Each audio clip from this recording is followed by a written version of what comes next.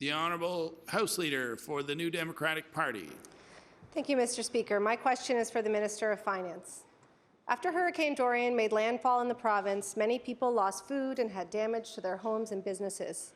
For 3 weeks, a private company, the WM Fares Group, left a large crane, now a tourist attraction, that had collapsed onto a building under construction, endangering public safety, closing local businesses, and forcing people out of their homes.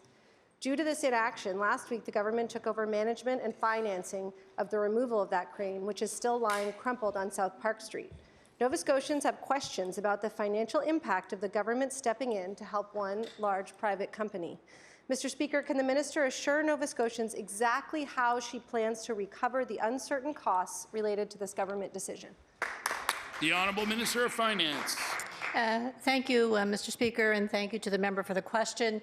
I think it's important for all Nova Scotians to understand, and I believe all Nova Scotians, especially those impacted, appreciate the fact that the decision that this government made was to, first of all, provide protection for people and property, and as a result of that, the area has been out of bounds. It has been declared an emergency area. That's the first step. That's what people want. They want to know that their people, their property will be protected, and we took the first step to do that. The Honourable House Leader for the New Democratic Party. Mr. Speaker, my question was how the government would recover the cost of that action, especially since, given the uncertainty, another concern that Nova Scotians have is about the perceived conflict of interest in this particular decision. Directors of the WM Fares Group are major donors to the Liberal Party, Mr. Speaker, contributing more than $10,000 over the 6 years this government has been in office, and I'll table those records. Mr. Speaker, did the minister or her government consult with the Conflict of Interest Commissioner before making the decision to assume all liability for the crane belonging to the WM Fares Group? The Honourable Premier.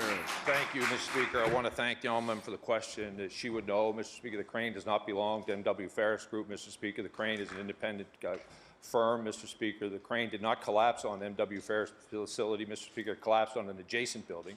The reality of it is, Mr. Speaker, this is about public safety. And to impugn the reputation, Mr. Speaker, of someone who's contributed to many political parties in this province for political gain, Mr. Speaker, it's pretty early in this session to take that step. The reality of this is about securing that Nova Scotians will have a safe community to live in. We will remove that crane, and we will take every step to recoup the loss to the people of Nova Scotia.